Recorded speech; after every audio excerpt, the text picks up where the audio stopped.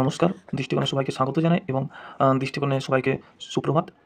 তো আগামীকাল শুরু হয়ে যাচ্ছে এসএলএসটি এক্সাম। তো এসএলএসটি সেন্টারে কী নিয়ে যেতে হবে? খুব ইম্পোর্টেন্ট একটা তথ্য। তার থেকে যেটা এখন একটা সবারই মনে যেটা টেনশন সেটা হচ্ছে অ্যাডমিট কার্ড। আমরা যে অ্যাডমিট কার্ডটা বের করেছি সেটা হচ্ছে কি না প্রভিশনাল অ্যাডমিট কার্ড। তাহলে ওইটা কি আমাদের মানে এক্সামিনেশন হলে অ্যাপ্রুভ হবে না? তো এক্সামিনেশন হলে অ্যাপ্রুভ হবে, কোনো টেনশনের কিছু নেই। আর ওইটা আমাদের অ্যাডমিট কার্ড। ঠিক আছে? এতে কোনো মানে টেনশনের কোনো কারণ নেই। আর ওই অ্যাডমিট কার্ড নিয়ে যাও। তো অ্যাডমিট কার্ডটা সাদা অথবা কালার এর কোনো মানে যেকোনো একটা নিয়ে গেলেই হবে। তো কালারটা নিয়ে গেলে ভালো হয়। তো মেনত যেগুলো নিয়ে যেতে হবে এক্সামিনেশন সেন্টারে, আমি সেগুলো বলছি। তো প্রথমত ফার্স্ট যেটা যে reporting time at the venue 11 AM বলছে যে 11 অর্থাৎ 11টার সময় আমাদেরকে সকাল 11টায় আমাদেরকে কী করতে হবে না রিপোর্টিং টাইম দেওয়া আছে সেখানে পৌঁছে যেতে হবে। অর্থাৎ আমরা কী করবো না তার মিনিমাম 1 ঘন্টা আগে যাবো। ঠিক আছে? সেখানে পরিবেশ সম্পর্কে জানা একটা বিরাট মানে ওখানে একটা বিরাট কেওয়াস সৃষ্টি সেখানটা আমাদেরকে জানতে হবে। অর্থাৎ 1 ঘন্টা আগের খুব ভালো। আর তার বেশি হলে তো কোনো কথাই নেই। এরপর এসছে গেট যে ক্লোজিং হবে তার টাইম হচ্ছে 11টা 45 এবং পরীক্ষা স্টার্ট হবে 12টা থেকে। এরপর কী আমরা নিয়ে যাবো, ঠিক আছে? তো প্রথমেই বলি পার্সোনাল ট্রান্সপারেন্ট ওয়াটার বোতল।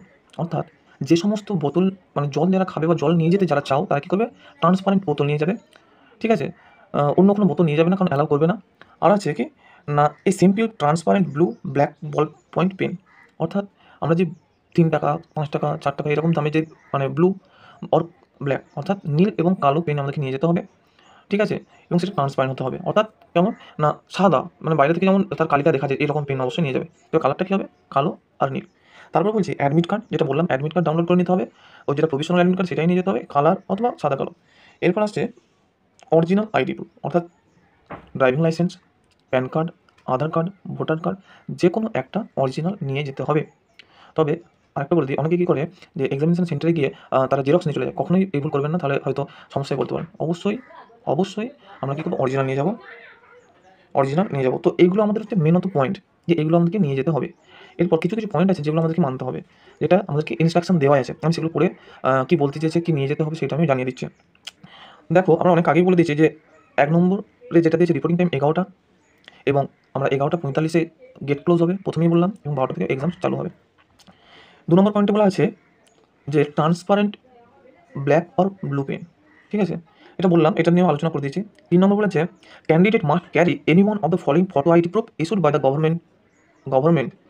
অর্থাৎ যে ক্যান্ডিডেট সে অবশ্যই নিয়ে যাবে কি অবশ্যই একটা ফটো আইডি অর্থাৎ এমন একটা আইডি নিয়ে যাবে অরিজিনাল যেটা গভর্নমেন্ট দ্বারা স্বীকৃত, তাতে কি না তাদের ছবি যেন থাকে অর্থাৎ Aadhaar card, PAN card, driving licence, voter card এটাতে এই 4টাতে আমাদের কিন্তু ছবি থাকে। তো অসুবিধার কিছু নেই, আমরা এগুলো নিয়ে যেতে যেকোনো একটা নিয়ে যেতে হবে। ঠিক আছে? এরপর আছে no candidate should be allowed to leave the examination hall before the examination time is over. কোনো ক্যান্ডিডেটকে আমরা কিন্তু কোনো ক্যান্ডিডেটকে অ্যালাউ করবে না যদি পরীক্ষা শুরু হয়ে যায়। অর্থাৎ পরীক্ষা শুরু অনেক মানে আগে অর্থাৎ রিপোর্টিং টাইম যে 11টা তার আগে আমাদেরকে গিয়ে চলে যেতে হবে। অর্থাৎ 11টা 45-এর মানে আমাদের গেট বন্ধ করেছে মানে 11টা 44 আমাদেরকে এন্ট্রি করে নিতে হবে। নাহলে কিন্তু সমস্যায় পড়তে হবে।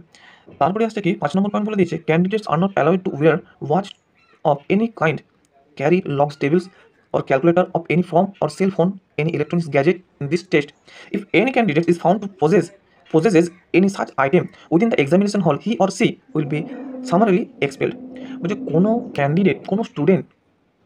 ক্যান্ডিডেট কী করবে না, কোনো হাতঘড়ি পড়ে যাওয়া চলবে না, ক্যালকুলেটর অর্থাৎ এক কথায় ইলেকট্রনিক্স যে সমস্ত যে ইলেকট্রনিক্স যে সমস্ত গ্যাজেট আছে, হাতঘড়ি হয় ক্যালকুলেটর এগুলো একদম কিন্তু অ্যালাউ হবে না ওখানে, একদমই অ্যালাউ হবে না।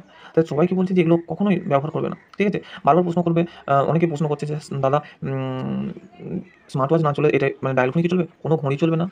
ওখানে প্রতিটা রুমেতে ঘড়ি লাগানো থাকবে। ঠিক আছে? আর ঠিক আছে মানে মোটামুটি কোনো ঘড়ি চলছে না, আর ক্যালকুলেটর এই সমস্ত কোনো ইলেকট্রনিক্স গ্যাজেট নিয়ে যাওয়া চলবে না। এটা আমাদের ছিল 5 নম্বর পয়েন্ট। 6 নম্বরে বলেছে candidate must submit fill in OMR answer sheet to the invigilator at the end of the examination after retaining the duplicate copy of the OMR sheet and question booklet with them. বলছে প্রত্যেকে কী করবে OMR শিটটা ভালো করে fill up করবে এবং কি যিনি sir থাকবেন ওনাকে কি 1 কপি আসলটাও দিয়ে দেবেন এবং এই জেরক্সটা তোমরা সবাই নিয়ে আসতে পারবে। অর্থাৎ ওএমআরের 2টো কপি হয়। ঠিক আছে? একটা হচ্ছে স্যারদেরকে দিতে হবে, আরেকটা কপি যেটা হচ্ছে কার্বন কপি বলে সেটা তোমরা প্রত্যেকে বাড়ি নিয়ে আসতে পারবে। 7 নম্বর পয়েন্ট বলেছে candidate are advise to verify the location of the venue a day in advance so that they do not face any problems on the day of the examination.